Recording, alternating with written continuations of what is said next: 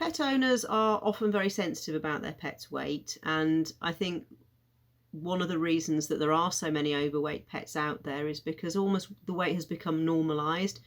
So the more overweight pets a person sees, they're going to see that as normal. If they mostly see chubby dogs, they're going to think chubby dogs are normal. Also, chubby dogs can be quite cute. Some people find that more attractive than a healthy, fit-looking dog. They think that sort of cuddly and round is how a dog should be, rather than kind of lean and mean and muscular. I think, again, one of the reasons that obesity has become such a problem in dogs is because people aren't talking about it. People are frightened to talk about it. I'm never frightened to talk about it. I'm not the skinniest person in the world myself. Maybe that helps. But I think it's important that when we're talking, we need to get this across to pet owners, and we need to alert them to a problem and help them deal with the problem. But communication can be tricky. It can be daunting. But I think we've got to tackle it for the good of pets. Sometimes owners will be well aware that their dog is overweight, and I very often get this in consultations. I sort of, say, and what was your pet, what was Sooty's weight today? And they're like, yes, I know you're going to tell me that she's overweight, la la la. It's actually fine. We have a bit of a giggle about it, and we can then broach the subject of, can you think of any reasons why Sooty has become overweight? Open-ended questions are recommended, so throwing it back to your pet guardian, your pet owner, saying, well, what's changed in the last year that means that Sooty's put on weight? Which gives them the opportunity to say, oh, I've had a really busy year, my work patterns have changed, I haven't been able to get her out as much. It might be that they've had to change diet. There might be nothing at all that they can think of, and that's when you might think, actually, have we got a medical reason here for weight gain if nothing else has changed? It could be, oh dear, grandpa's come to live with us and he does like to give her a custard cream 3 times a day. So by asking those questions, you're getting the owner involved. You're not assuming anything, but you're finding out loads of information about why that pet's become overweight, which is going to help you in tackling why they're overweight. How do we then persuade? What do we do if we've got an owner that doesn't seem to think it's much of a problem? So the owners that say, yes, I know there's a problem, they're sort of on board, and you can already say to them, right, how are we going to work on this? What do you think we can do to try and get some weight off? If the clients are not as receptive, I think there's sort of 2 main categories, or I find that there's 2 main categories people fall into. So there's the ones that you can win over with the science and the health benefits. So saying, I can see that you really love your dog. Did you know that if she stays at this weight, she could live, 2 years less long than if she was at an ideal weight? You can play a little bit on the purse strings. So, did you know that Labradors are at quite high risk of rupturing their cruciate ligaments, and that's far more likely if your dog stays overweight? So that could be a way in for some people. With other people, it can be useful to be a little bit more touchy-feely. So again, oh, I know how much you love Suki, and I understand that you want to give her you want to give her treats to show you that you love her, but actually you're sort of killing her with kindness here. So are there other ways that you could show Suki that you love her that aren't going to involve increasing her weight? Your approach is going to be slightly different with each dog, and you may feel that it's not your role to come up with diet and exercise plans for dogs, and it may not be. But at least if you've opened that, you can say, well, okay, if you want to work on this, I can find you a nutritionist to work with. I can refer you back to a vet or vet nurse who's going to help you with a diet and exercise plan. I think that pet professionals that aren't vets and vet nurses are really important in tackling this obesity problem that we've got. Partly because you may be the people that the pet sees. Vets are busy, people are flying in and out, maybe the vet hasn't got time to talk about it or is frightened to broach the subject. But also I think, especially if you're working in training and behaviour, you can work alongside vets and alongside nutritionists to help with both dog and human behaviour change, because that's the problem that we've got here.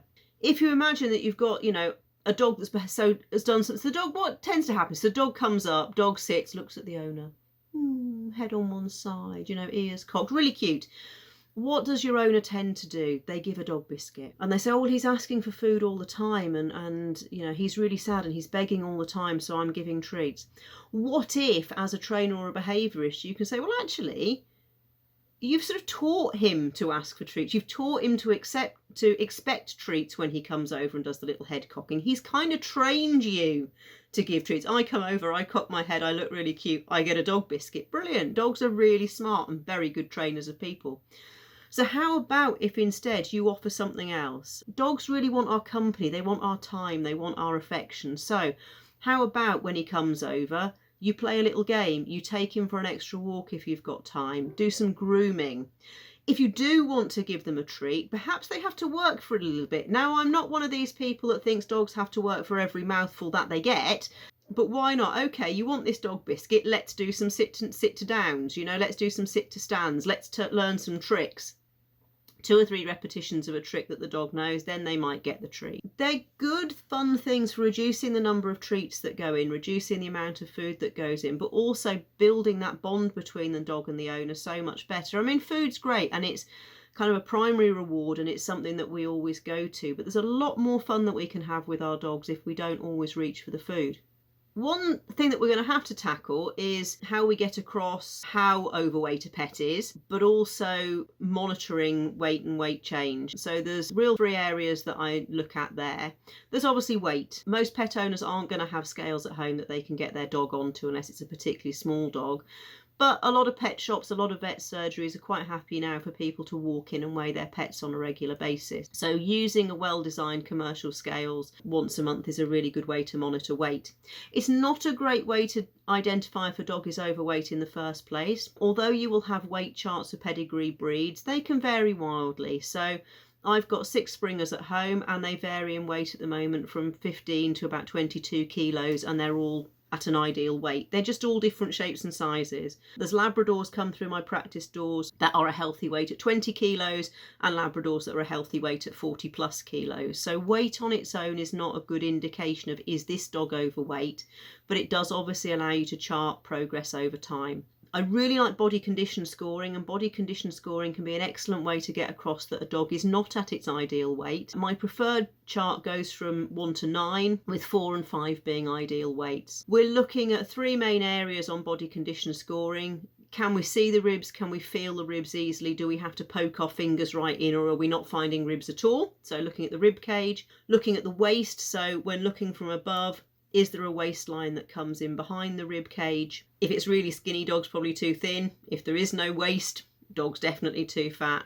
And we also look at the dog from the side and see if there's what's called the abdominal tuck. So you've got your rib cage, and then in most breeds you should see a tuck of the belly behind the rib cage. There are some really nice charts to look at with good drawings and for various sizes of dogs, so through small to giant breeds.